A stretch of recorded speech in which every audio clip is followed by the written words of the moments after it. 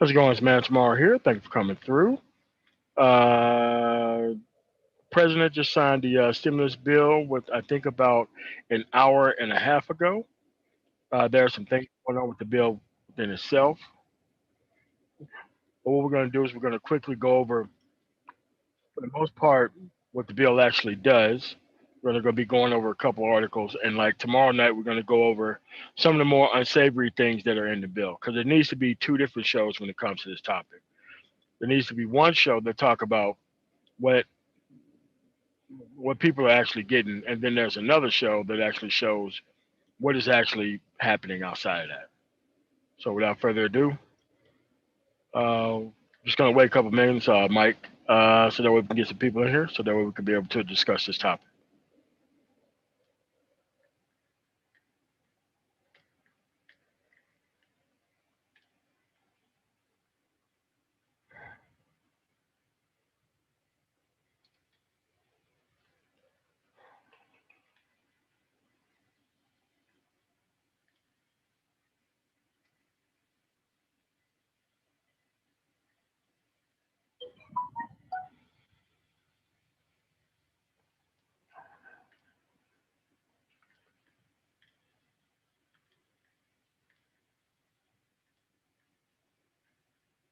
All right, we're gonna get started in 1 minute. Let me give you the lead here. Dun, dun.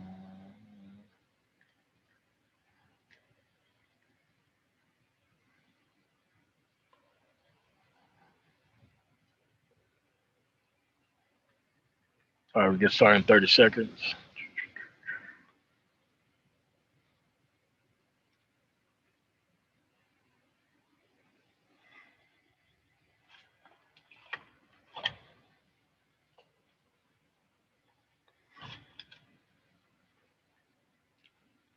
All right, shalom, everybody. Got Mike V and the Gone 11 on here. We're going to be talking about the stimulus bill. I think we should break it down into two shows. One show talking about what actually got passed and the actual monies that was being spent. And tomorrow night's show will be all the money that is not really focused on all that much with all the news media and all the stuff that was held hostage in order to fit all this other stuff in so that way the bill could pass. Tonight we have Mike V and the Gone 11. Shalom, brothers. What's going Hey, on? shalom, man. Shalom, shalom. All right. So, Mike V, without further ado.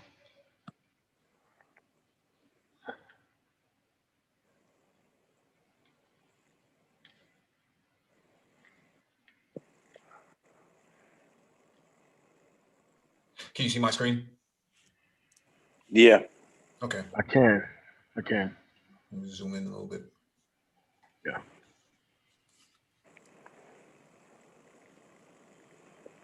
Yeah, push one in the chat if you can see it. It's still a little bit small. You need to do two more. One more. There you go. There we go. We're good. All right. All right. So this is the Rules Committee print. Senate amendment to HR 133. So what we're just going to do is just kind of breeze through it through the table of contents. So we have is Title I, agricultural programs. Title II, farm production and conservation programs. Title III, rural development programs, domestic food programs. Title IV, foreign assistance and related programs. Title V is foreign assistance and related programs. Title VI is related agency and Food and Drug Administration, and Title VII is general provision. So you want to start with Title I, MOT? Yes. Okay. Agricultural programs.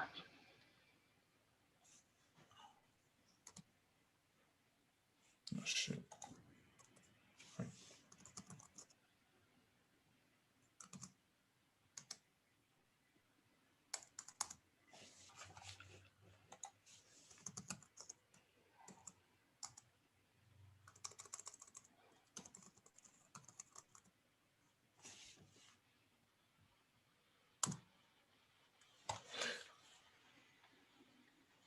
All right.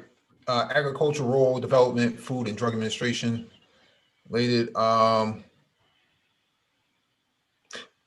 46 million of which not to exceed 5,101,000 shall be available for the immediate office of secretary, not to exceed $1,324,000 shall be available for the Office of Homeland Security, not to exceed $7 million shall be available for the Office of Partnerships and Public Engagement, of which 1,500,000 shall be for 7 USC 2279, not to exceed $22,321,000 shall be available for the this is something. There's no immediate place for us to really start in terms of if it's been broken down completely, because the rest of the people who signed on to this did not even look at this. Yeah, I mean, ALC was like, they just flew it in. People had hours to look at it, and then you had to sign it. Thumb up, thumbs up, thumbs down. Yeah. So what I have here, I have,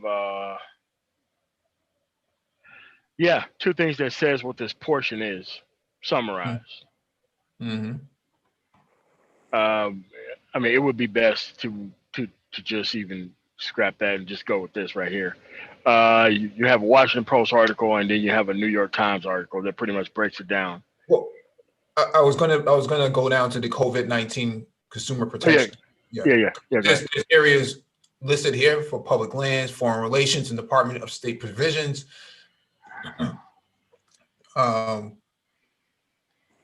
Senate Sergeant at Arms Cloud Services, repeal of requirement to sell certain federal property in Plum Island, New York. I don't know why that's there. Preventing online sales of e-cigarettes to children. FAFSA simplification. Access to death information furnished to or maintained by the Social Security Administration, telecommunications and consumers protection, bankruptcy relief, Western Water and Indian Affairs, horse racing integrity and safety, community development block grants, COVID-19 Consumer Protection Act, American Compete Act, recording of obligations, Sudan claims resolution, Theodore Roosevelt Presidential Library, convenience, United States-Mexico Economic Partnership Act, Consumer Product Safety Commission, port surveillance, COVID-19 Regulatory Relief and Work from Home Safety Act. So they packed a lot of things in this. Yes, they did. A lot of stuff. Yeah, I mean, it's pretty much an omnibus spending bill. Kind of like everybody put all their poison pills and things that they wanted to inside the bill because they knew it was going to be able to pass and they knew it was going to be able to be signed. Mm-hmm. This is why, you have to look at the actual summaries by most newspapers on what's actually passed that's going to be given immediate relief with the people. Mm-hmm. And then you look at the more scurrilous things that are actually in the bill that don't even belong there, that everybody had to sign on to. And so, that's what because every single district done the things that to get this bill passed. So that's exactly correct. And that's why the president, as we'll go into tomorrow and get a better look at this as well, as to why he's, put some red lines through some stuff that he says he wants to take out of there, because there's an awful lot of pork barrel stuff in there. This bill is over 5,000 pages long, deep. No one really had a chance to go through all of this. So they threw literally in here everything against the wall here and see what sticks. That's what we're dealing with. Title II, Commission on Black Men and Boys Corrections. Yeah. Send the COVID relief. Send the COVID relief. Very interesting. We got to go into that. We got to figure out what's going on here. Let me see if I can do a Control F on this, because a lot of people are saying, we don't need this in this space, and so let's do a search on this and see what it does.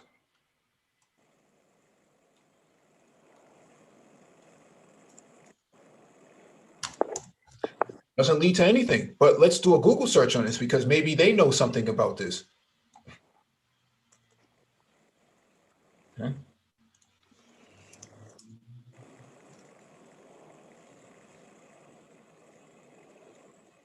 This is from July 27th. Frederica S. Wilson, Congresswoman. Let's zoom in on this. Wilson passes the Commission on the Social Status of Black Men and Boys Act. Today, the U.S. House of Representatives overwhelmingly passed the Commission on the Social Status of Black Men and Boys Act, H.R. 1636, introduced by Congresswoman Frederica S. Wilson, to establish a 19-member commission examining the social disparities that disproportionately affect Black males in America. Led by Senator Marco Rubio, the Senate unanimously passed a companion bill, S-2163, on June 25th. The two lawmakers created a similar commission when they served together in Florida's state legislature. I'm elated that this legislation, which I have been fighting for several years to pass, is now poised to become national law. The commission will review police brutality, gun violence, fatherhood, recruiting and training Black male teachers, and even sneakers, which play an important role in the lives of Black boys. Welfare reform and the 1994 crime bill, which includes the controversial 3 strikes provision and a harsh sentencing guidelines, also will be revisited. These federal policies left a devastating impact on Black men and boys in America, said Congresswoman Wilson. The commission's underlying goal is to interrupt the school to prison pipeline and to better understand and eventually eliminate the educational and social chasms that have made it extraordinarily difficult for Black males to become upwardly mobile.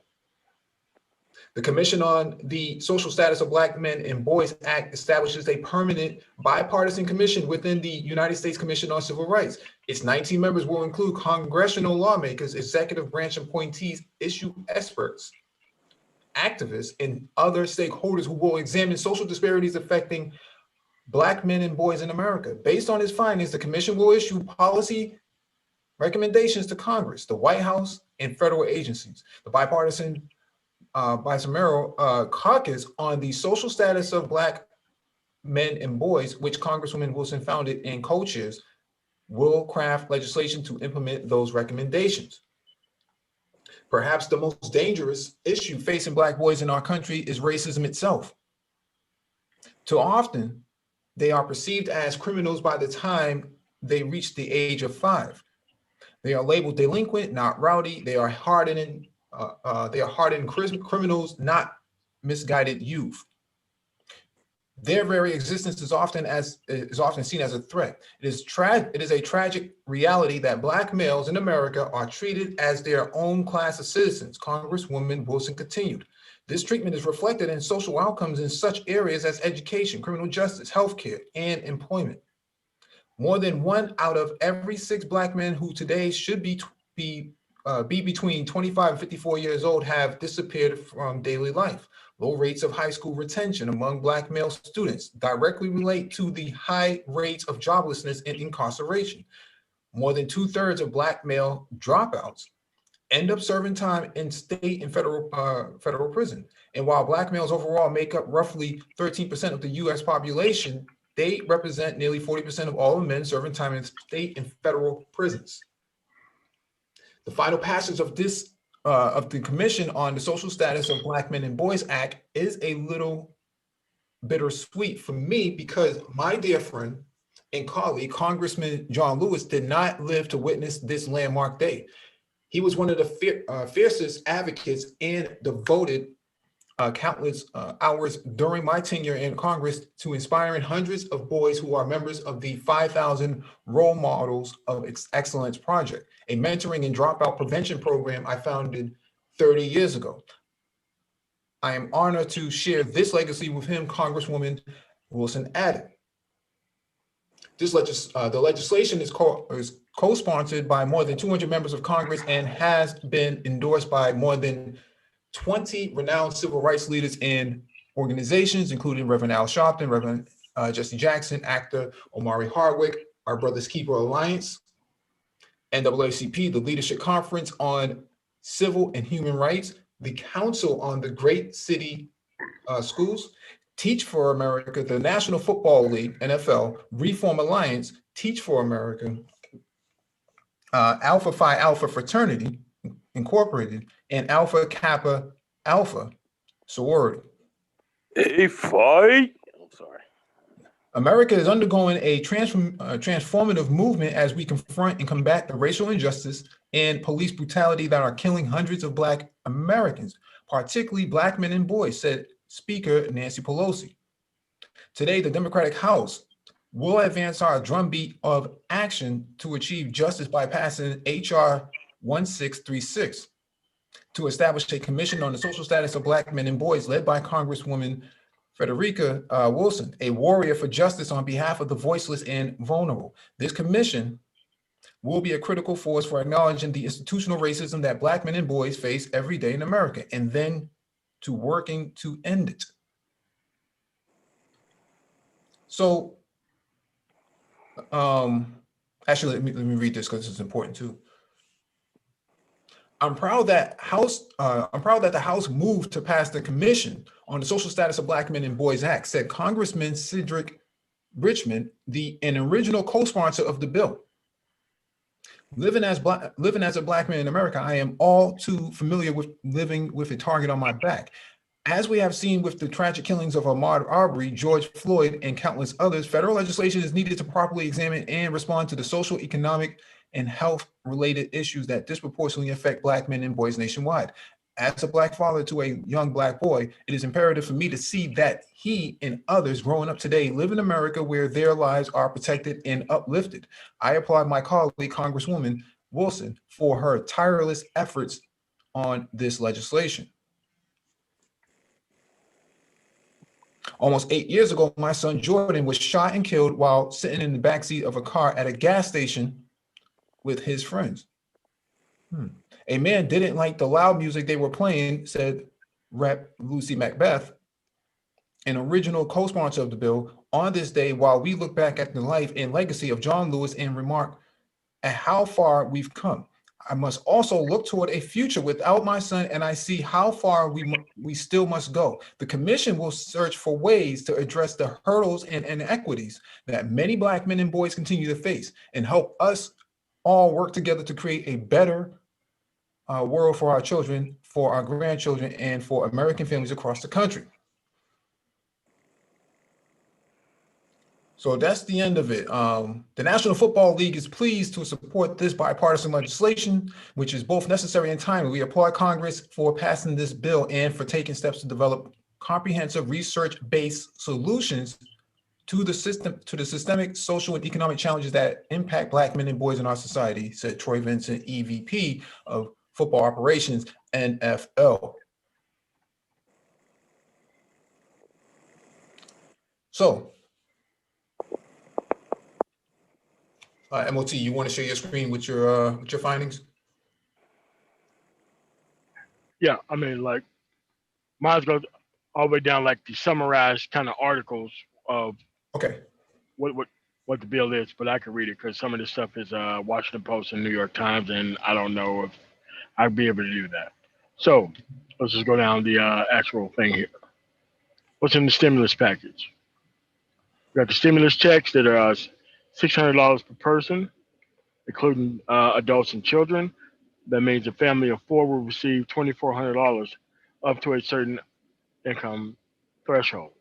The size of the payment decreases for people who have earned more than $75,000 in the 2019 tax year. The check disappears altogether for those who have earned more than $99,000. So if you made more than $99,000, you don't get a check, period. The size of the check or their existence at all have been the point of contention over the weeks of negotiations. Trump ultimately put the entire bill in jeopardy after posting a video last Tuesday night pushing $2,000 checks demanding changes before signing the bill into law. You have to understand that the things that he was actually lobbying for, people actually wanted, but it was his own party, the actual conservative party, who actually did not want to pay people more. It's going out to jobless benefits. Jobless benefits, Congress will extend the unemployment benefits for up to $300 per week. Because Trump did not sign the legislation last week, the benefit could have kicked in as early as December 27, which would have been today, because unemployment benefits start on like the Sunday of the week.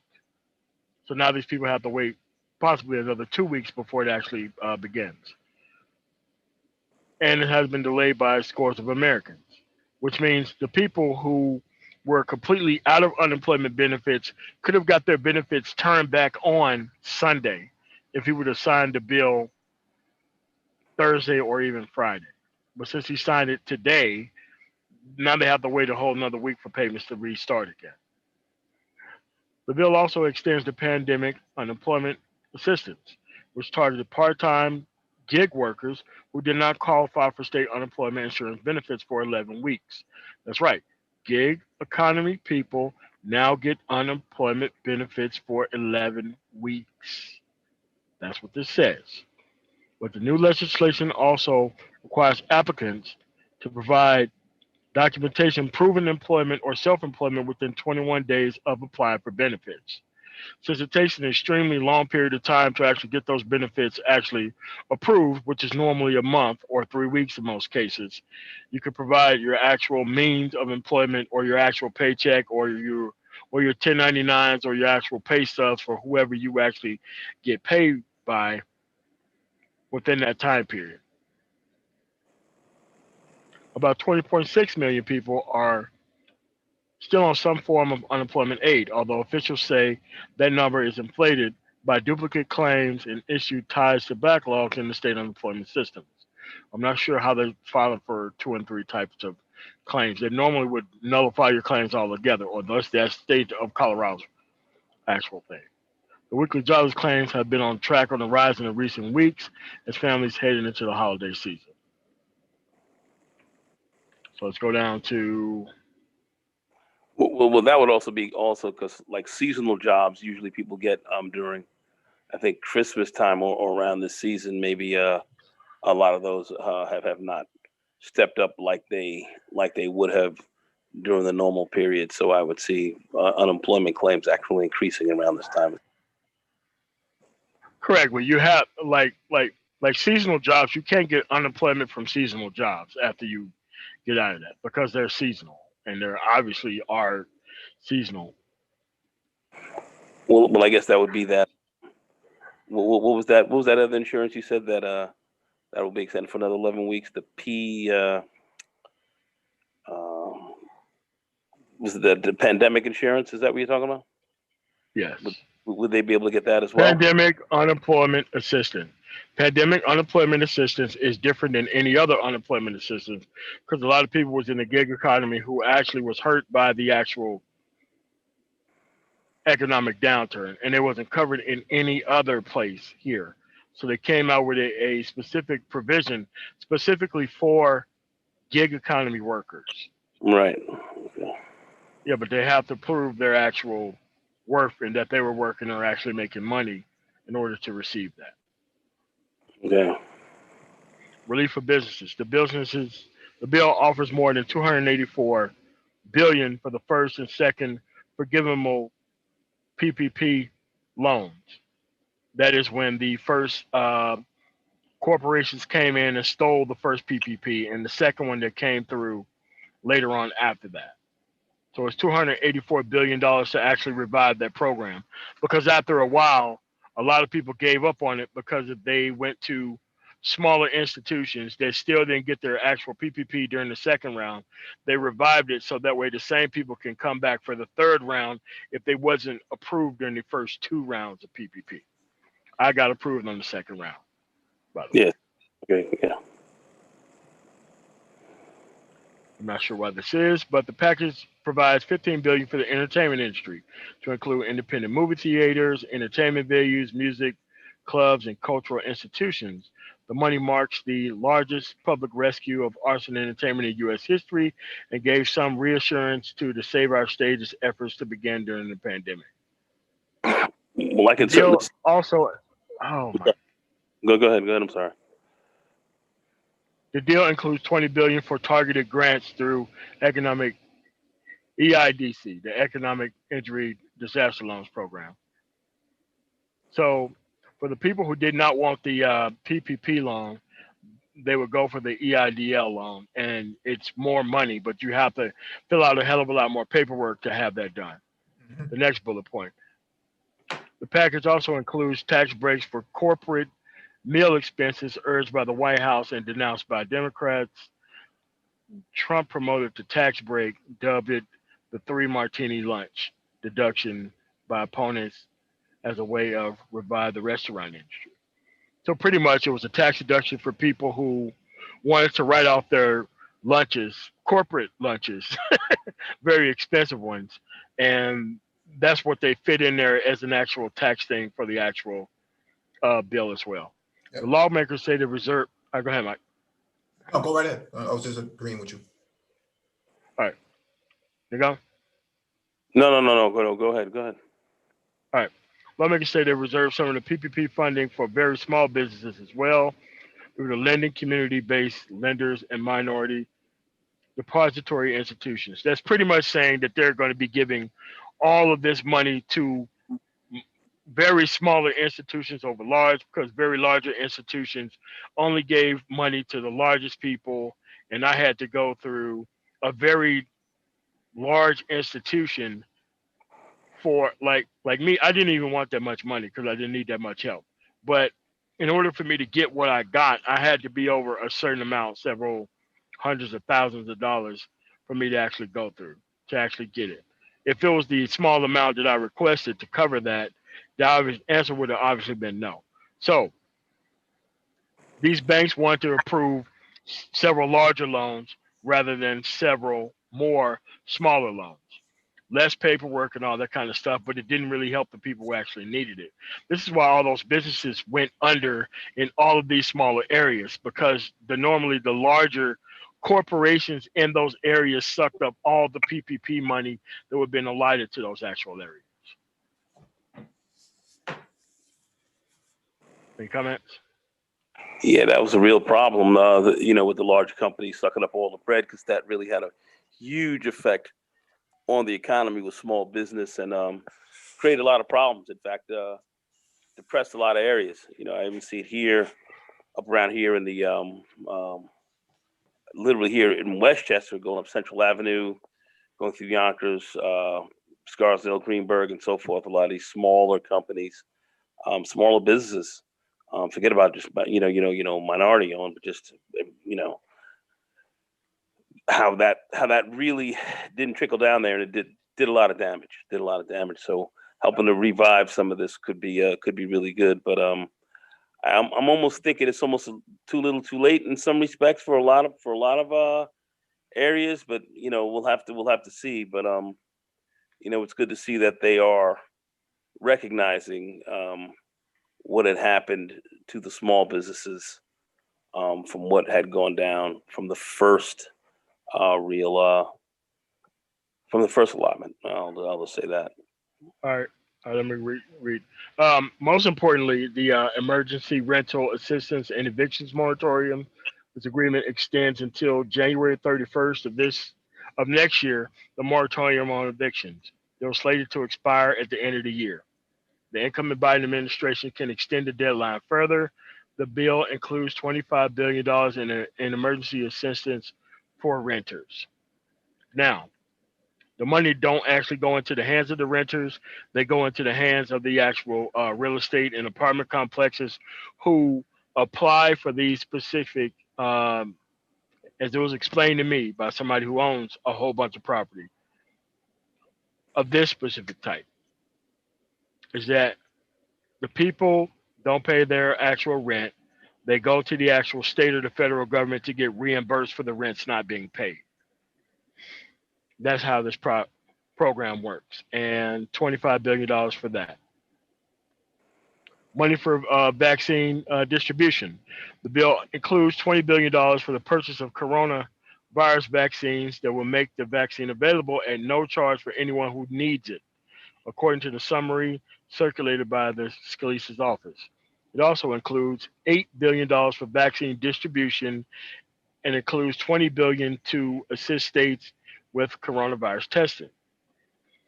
The Speaker, Nancy Pelosi, and Chuck Schumer said in a statement that the billions were reserved specifically for combating the disparity facing communities of color and to support heroic healthcare workers and providers. So pretty much If you are in one of these high, hard hit areas, like in some places in Illinois, or if you're actually a frontline worker, like a medical worker, that actual money is to make sure that you actually go past and get the actual vaccine before anyone else. The next thing, school funding. Colleges and schools will receive 82 billion. That includes 22.7 billion earmarked for colleges and universities and 54.3 billion for elementary and secondary education. Tuition revenue has shrunk as an enrollment, as you can obviously think, and colleges are spending more than anticipated on coronavirus testing and financial aid. This is very true. Most of the colleges within the Denver metro area are very hard hit.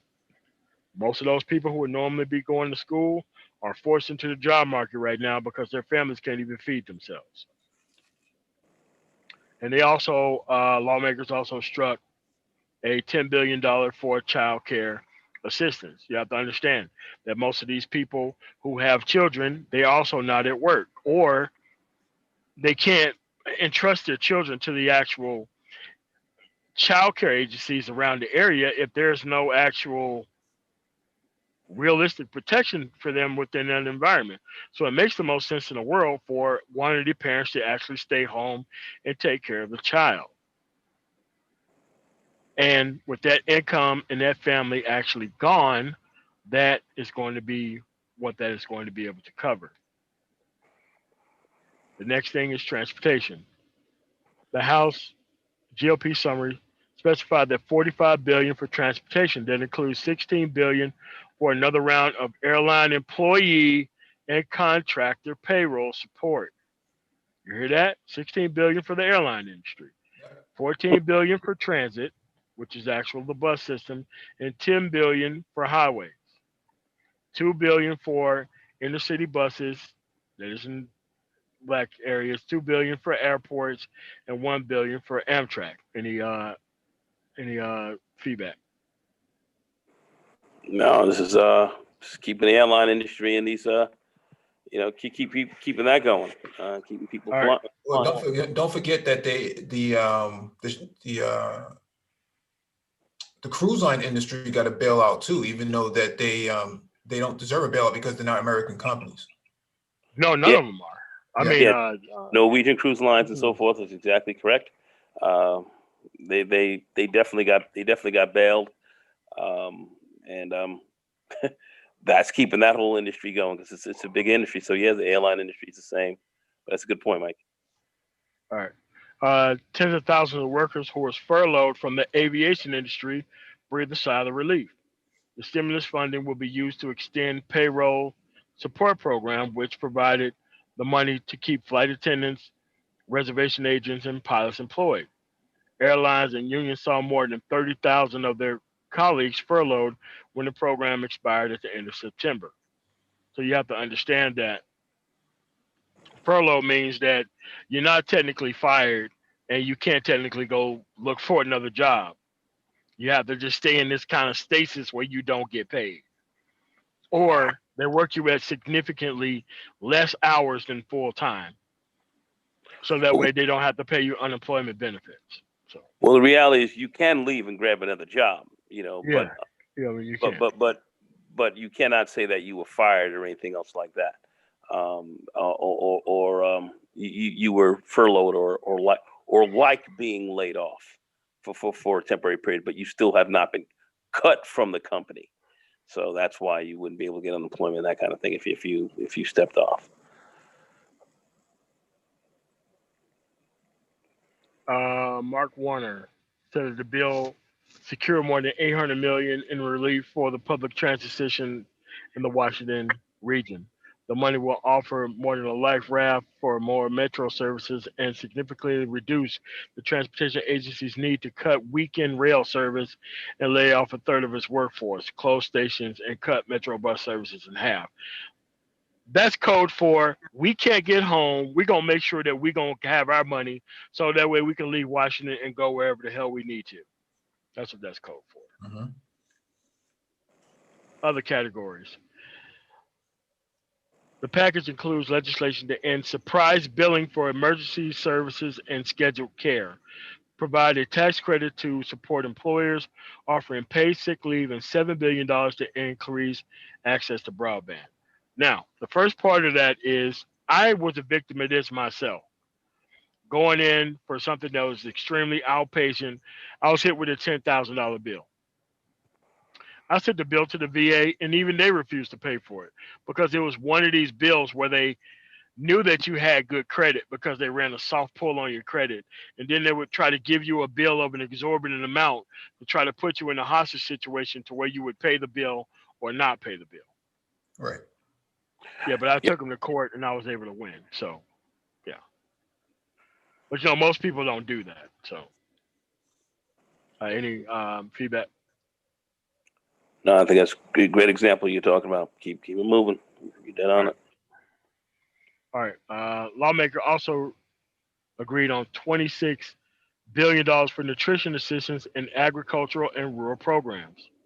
Of that pot, $13 billion provides nutritional assistance food insecure Americans.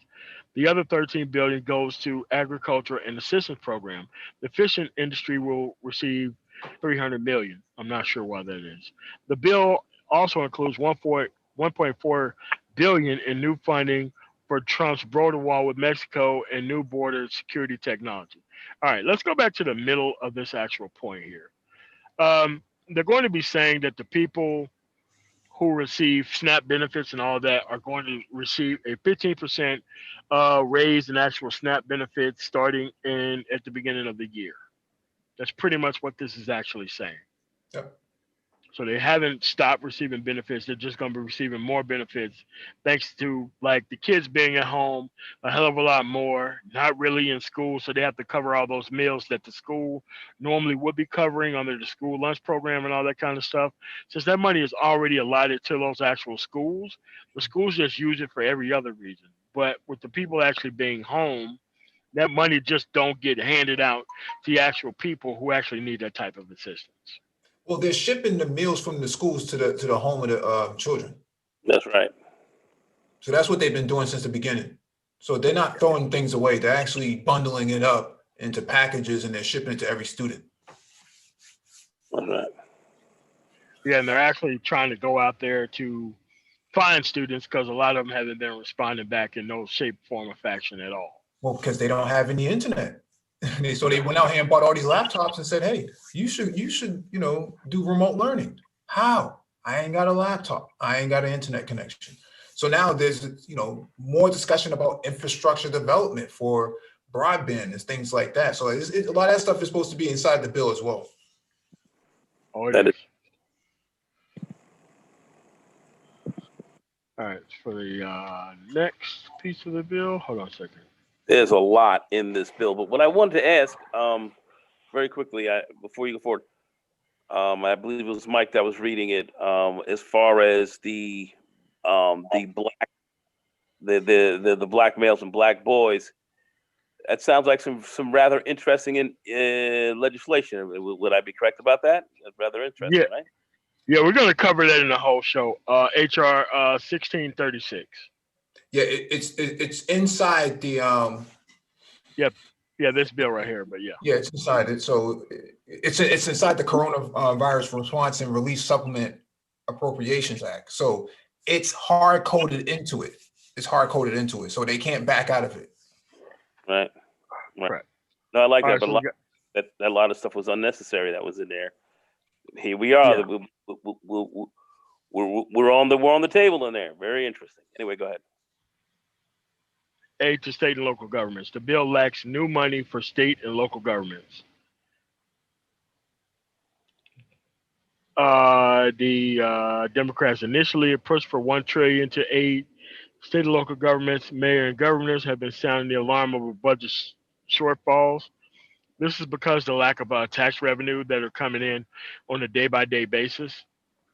If you shut down most or even all of your economy, the actual tax revenue from sales tax actually would be covering all that. But if you shut down economic activity in the area over a significant period of time, they're definitely going to have budget shortfalls. Let's just call it what it is. You're definitely going to have budget shortfalls. And they were looking for aid, and they didn't get it because there was another side of the party who don't believe in helping actual states out with their stuff, even though they are in the South and they need a hell of a lot more assistance than everyone else across the country. And states that relied heavily on tourism or energy industry are among those that have been hit the hardest, warning of tax increases, public sector layoffs, or spending cuts to programs. Still, negotiators are extending the deadline for states and cities to use unspent money approved under the CARES Act until the government's year end before the money has been returned. So this is The a next lot of six. money. I go ahead. Go Go ahead, go ahead Mike. No, I was just Go gonna. ahead, Mike. No, I was just gonna say that this is a lot of money. What do you think the state of Mississippi is going to do with this? I don't think they're getting that much. I've been looking at the public broadcasting channel, that I shared with you earlier in the Yeah, month. yeah. I have heard nothing from them about what's in the bill and what's coming to the state. Call the actual mayor of the state of the city that I'm from. Nothing. Call Cleveland. Nothing. Indianola. Nothing. Greenwood. Nothing. Mhm. Pearl, Mississippi. They don't know either. So nobody even knows that much about what is actually going to go to the actual state outside of the legislature in Jackson because they get to distribute those monies how they see fit through this block grant nonsense. So Mhm. they don't even know what's going to be able to hit the people. So in essence, this money that would be coming down, like in Mississippi, like you guys were talking about, some of this money may not even get to some of these key areas. Is that what you're saying? Yeah, no, it won't. I mean, it never has. I mean, because they were able to just take money from the federal government that was geared toward welfare and they just spent it on other things and never even came to the people, even though it's supposed to come from the federal government to those people for other things. But that's neither here nor there. That's all right. So liability protections. One of the most sought over issues between both parties revolved around whether companies can be sued by worker over coronavirus breakouts in their actual work environment. Democrats wanted protections for workers while Republicans warned against a slate of potential lawsuits. For weeks, lawmakers from both parties attempted to reach a compromise on the liability shield. What they mean was if you were forced to work within your environment, you ended up catching the coronavirus and ended up dying. The Democrats wanted you to have protections from that sort of thing, while the conservative party in this actual country, the pro life one, wanted you to actually be subject to imminent death and be forced to come to work. So that's what happened within that particular situation. And Mitch McConnell was specifically holding up the bill to get those particular liability protections in the actual bill, which is actually there right now, which they had to sign because everybody stuck in everything that they could possibly stick into the bill because it was an omnibus bill. Any feedback, Mike?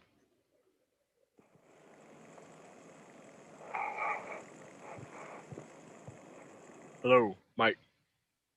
No, Mike. You're gone. No feedback at all. I think it's pretty self-explanatory. Yeah. Unemployment and stimulus reductions. The bill reduced the amount in weekly jobless benefits from the 600 that unemployed Americans will receive of the spring or summer. So they're pretty much saying that it went from 1,200 to the 600 that it is right now. The package does not include hazard pay for essential workers, which means healthcare and frontline workers. Even though as a private corporation, they surcharge the hell out of anybody who requests any type of medical assistance during this time period. They do nothing to actually pay the workers.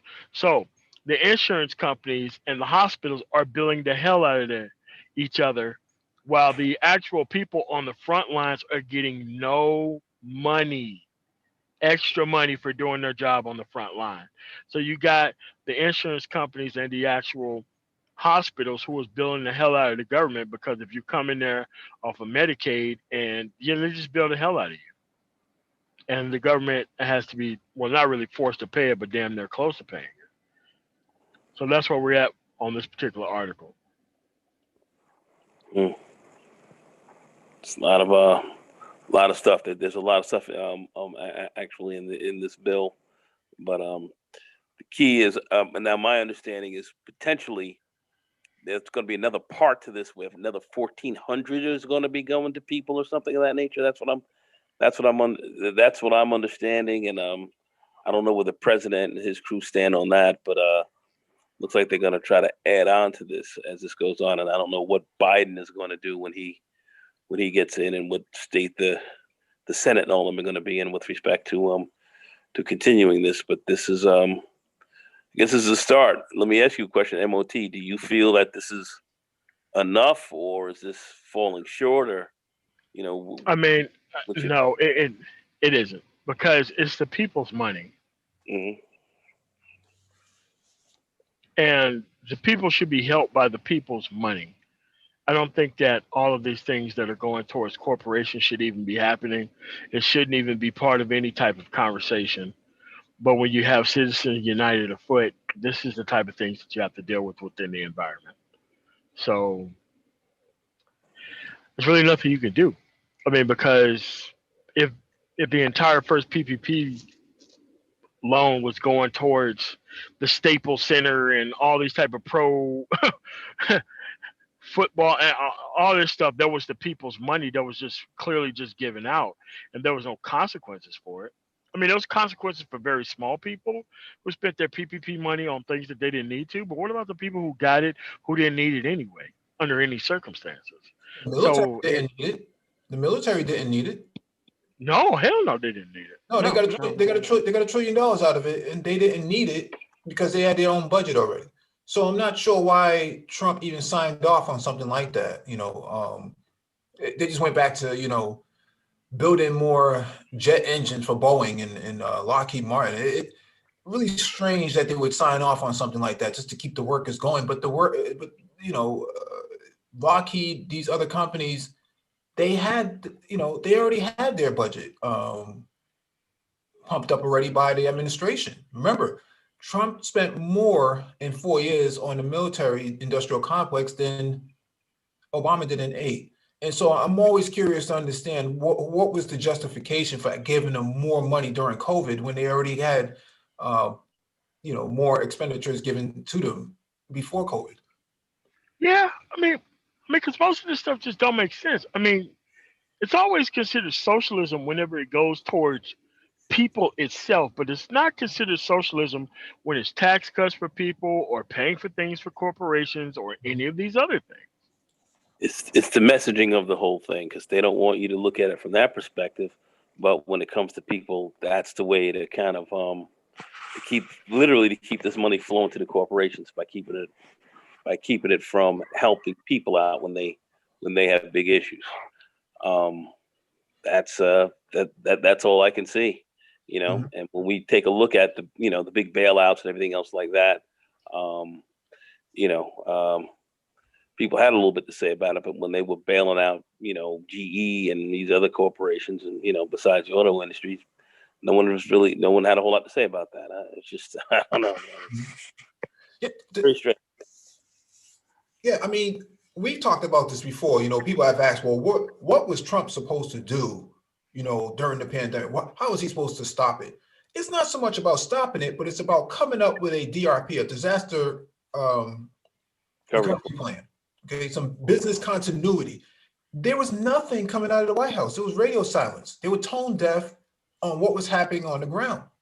And I said before, the military has a Defense Spending Act. I forget the exact term for it, but Trump used that money before COVID to build the wall. He took $5 billion of it and used it to build the wall. And so it went to contractors and so on and so forth. And he even cut regulations to cut down the protected wildlife and conservation that was there in order to build the wall. So he went through great hoops and lengths to actually try and build a wall that isn't even being built right now. And so where did the money go? No one knows. But what I was saying before was that he could have took that money from that same Defense Protection Act, I think that's the name of it, and put that for each and every state, $1 billion to each state to handle and manage and mitigate COVID, suspected and actual COVID patients, so that they don't go to the ER, they go to a separate facility like a basketball stadium or football stadium. You think about, New Orleans and the Georgia Dome and all those big places that can hold 50, 60, 80, 100,000 people in there. You can hold a considerable amount of people in there for COVID relief. Okay, instead of them filling up the hospitals and running up bills and all this other stuff and being turned away and going home and die. He could have done that. He could have allocated $1 billion to each state and said, here, this is for this, and this is how you need to spend it. And I find out you guys aren't spending it, I'm cutting you off. Okay. That should have been done. He would not be in this situation now with rising cases, 200, 300,000 people, maybe 350 before he even leaves office. And he would have made a second term. But you have this problem right here. Yeah, I mean, and much of it starts literally from the initial start of it, when we first started getting cases and just doing some of the basic fundamentals that was provided actually by the Office of Pandemics when they dealt with this with respect to SARS and the other virus that Obama and them were facing. But Ebola, yes, Ebola, and as they faced that, they had a whole playbook for how to deal with this, with issues like this, with lockdowns and quarantines and various types of protective gearing that one would have to have outside, such as masks and so forth, to deal with this problem if it was a respiratory infection and so forth. All of this was lined out before, and they eliminated that. So along with what you're saying, you're right on the money. But as far as, the real protocol for this, even in the beginning, these guys didn't have right. These guys never approached this thing properly at any level. It never was. And that's why we still have the problems that we're having now.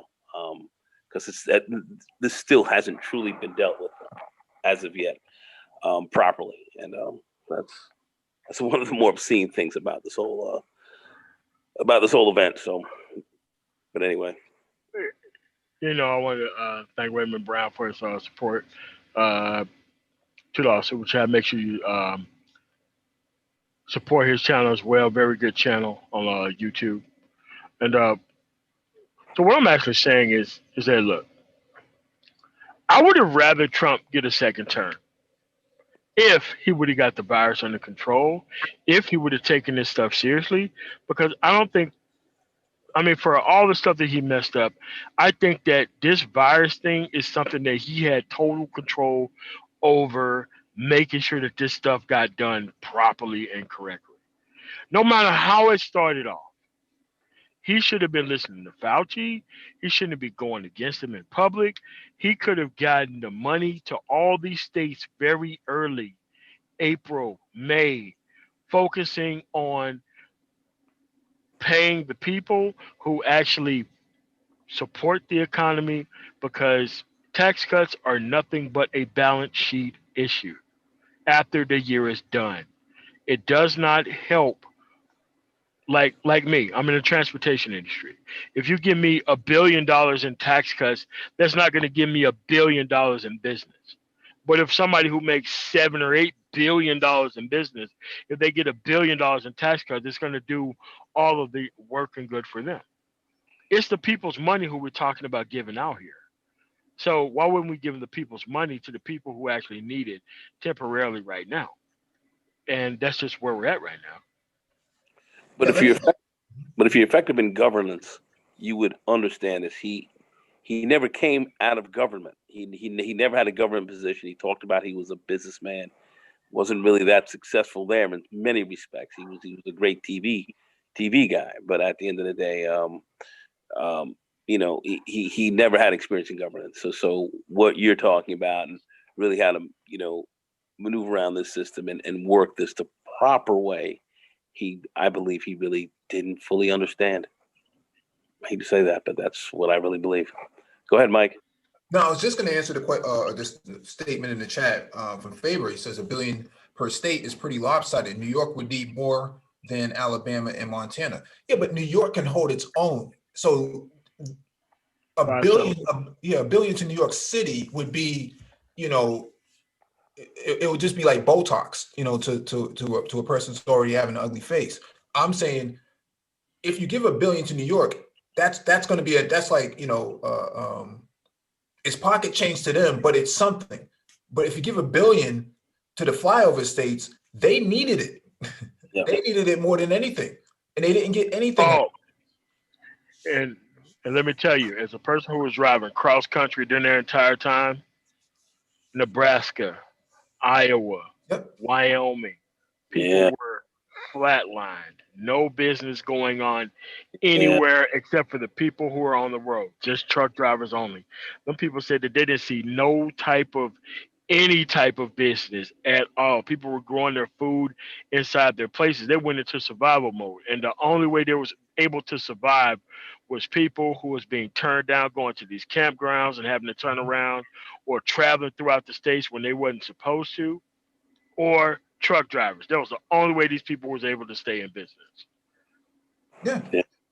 And so that was my thinking, that they had the money in the budget. They used it to build the wall. I'm saying they could have tapped right in. They could have stopped the production of the wall and said, no, we're going to take this money. We're going to take $100 billion or $75 billion. We're going to allocate $1 billion per state. And anybody else who needs more, there'll be a second go around within 90 days. Because you need money to start up the continuity process for any of these stadiums and whatnot. All of these flyover states, they're big on college football. But if nobody's going to the games because of COVID and everything's shut down, you might as well repurpose those stadiums for that very thing. And you might as well take those buses and start shuttling people in so that they can actually get tested. And if they have those issues, they can set up beds there. You can set up 1,000 beds inside of a stadium.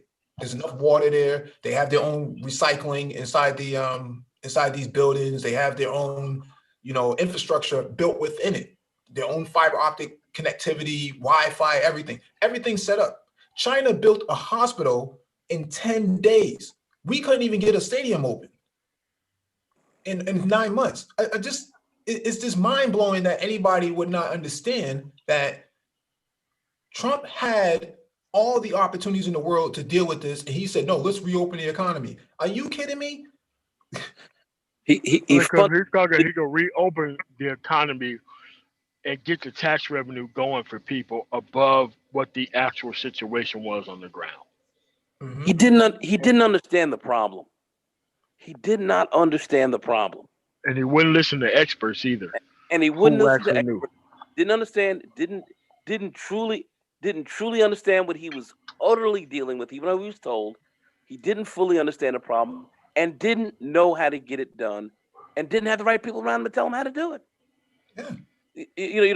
That's what you really look. I mean, that's where this guy blew this whole thing up. Had he handled this thing properly in the beginning, there wouldn't be any issues. He'd be skating back to the office.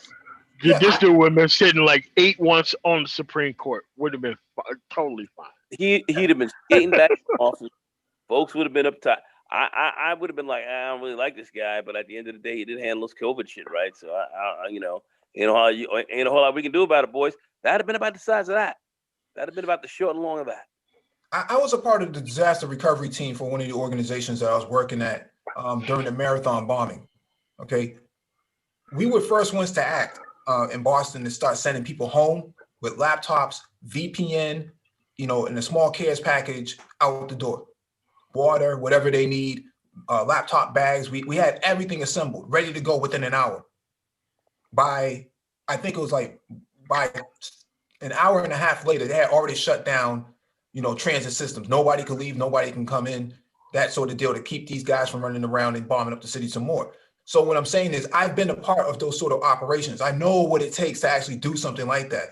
These people in the White House did not have contingency planning in place because the leadership did not take it seriously. They were tone deaf. It was a disaster. And we said this on the Black Brain Trust with myself and Dr. Phoenix. If this guy does not fix this problem, does not get a grip on this pandemic, he is not going to win elections in November. And No. this is what happened. Yeah, we were saying this. I was saying that months ago. Yeah. That if this guy did not, I said the only thing that could knock this guy out of not getting reelected would be a tremendous disaster, or a financial collapse, of which both happened. And if he didn't, we all said if he did not get his hands around this COVID, because they wanted to say COVID was a disease, but COVID was the economy. COVID was everything. Everything was based on this. This guy, was he didn't seem to understand that. It was unbelievable. As to what happened. COVID was the economy. It was just that simple. I don't know how. Sure was. I don't know. Go ahead. No, and the thing is, although they say, well, Trump was against war, well, this was an invisible war that he failed miserably on as a leader. And so would you trust this guy with a second term if he couldn't handle this? I don't know. I don't know if I really want to be around somebody who drops the ball and is tone deaf on what's happening on the ground by him himself not wearing a mask. And then everybody in his circle ends up contracting the very virus that he said didn't even exist. He got it himself. Yeah. So he got it himself. Had to get the super cocktail to save him, which gentlemen, I find this quite interesting that Regeneron is not too far from where I live. They're up here in Rye, New York, and they have another spot up in Albany, and we know how to treat this disease because we've seen people who've gotten treated. And we don't have these treatments for everyone else. We can actually reach it, but we don't have. So we have the ability to treat almost everyone, and we're not doing it. You have to ask yourself very deeply what's going on with that as well. Another deep question that I don't want to get all into that here right now and talk all about that, but we have the ability to treat this disease and shut down many of these deaths, and we're not doing it. The military has the expertise on field med care and things like that. They have enough nurses and doctors in the military that could have given some advice. I mean, I don't know what was going on in the White House. I don't get it. Just really tone deaf. People are kind of pointing the fingers at each other and saying, not my fault. I'm not on. Who's on first? Abbott and Costello. Yeah. Man. I'm saying this could have been prevented easily. China built a hospital in 10 days. Wuhan is open back up. Yeah, all the way. Yeah, all the way. Back up. So they shut down for 90 days solid. Nobody can move in and out the streets. They have robots with sanitation hookups on it, going through all the streets, every single street, all sorts of innovation, drones flying around, making sure people are inside the house with little speakers on there saying, get in the house in Chinese, And also, Mike, Mike's right, because they've even gone to the extent, and I saw this actually on, I don't know if it was Frontline, but it was one of these TV programs that I saw just recently, where if people didn't want to listen, and they were moving in and out of their houses, they didn't want to move, and they didn't want to listen properly to what the government was saying, they came in and they barricaded your house so you couldn't leave. They actually locked you in your crib so you could not leave. What? They put steel doors up and shit. I was like, what is this? Locking people in their houses. Okay. Didn't want to listen. When the virus first started, there was people who had the virus and the police was outside their houses, making sure they didn't walk around. How did we go from that type of environment that was broadcasted all over the country to everybody just deciding that they wasn't going to wear a mask and that they was going to do what they wanted to. How did we go from one place to the other? It doesn't make any sense. Incredible. Okay, then tell me this. Taiwan, 24, 25 million people. They basically quarantine 1% of their population. They never, ever shut down their economy. Their economy never got shut down. You go look in Taiwan right now and go in there, they got people running around playing and having fun with no masks on. Never shut down their economy, but they quarantine 1% of their population because they contact traced, they tested, and they masked people at the very beginning, kept the disease down, never closed down their economy. 7 deaths altogether. 7 in a population of 24 million people. So we know exactly how this thing can be handled. And here we are in the Western world. Basically, people are looking at us like this is the decline of America. This is America's decline. That's what they're seeing. And people don't trust us. This is affecting us now, our reputation, and how people perceive us now as a nation on the planet.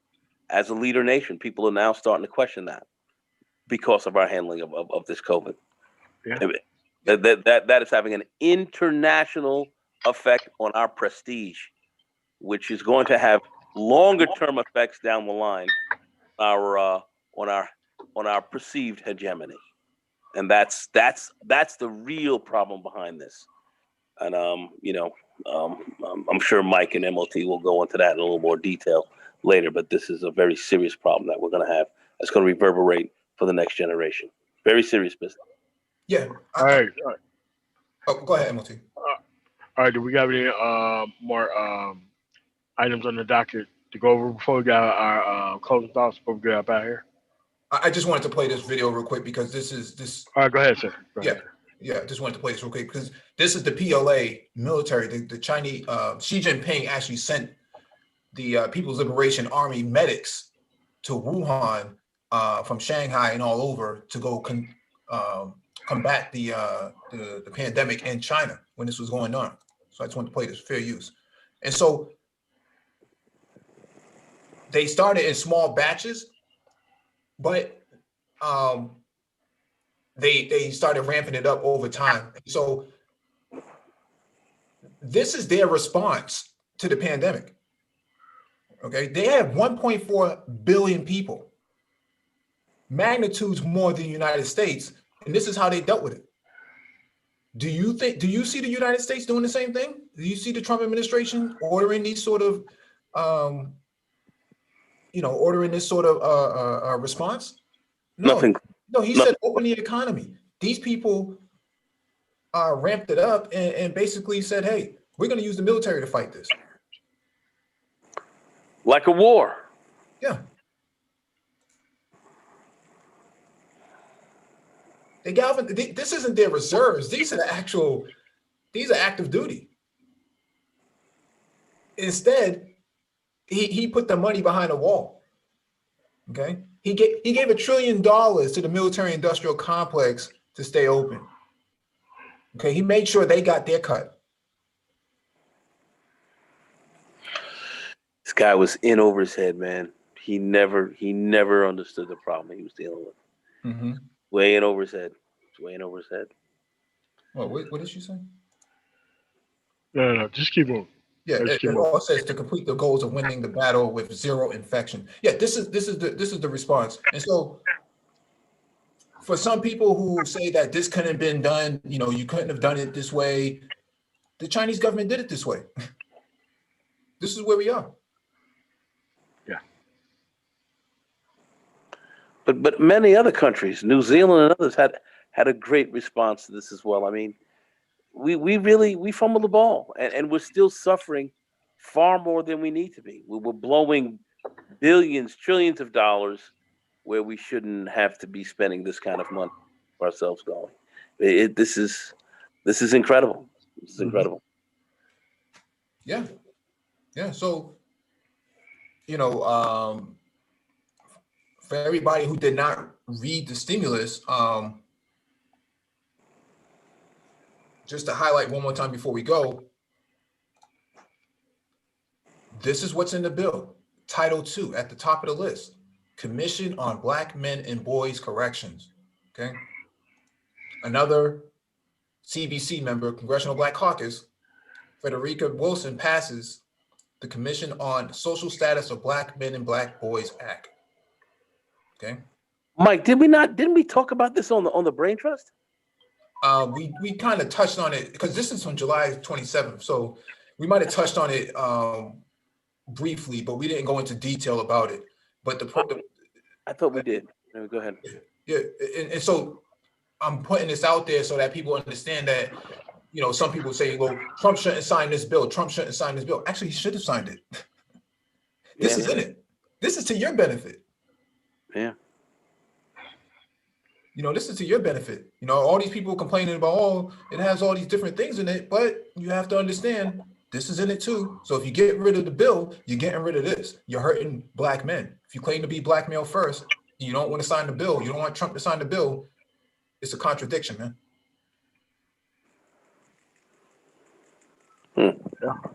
Yeah.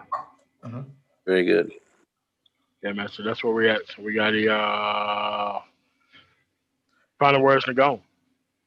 No, excellent breakdown from you two guys.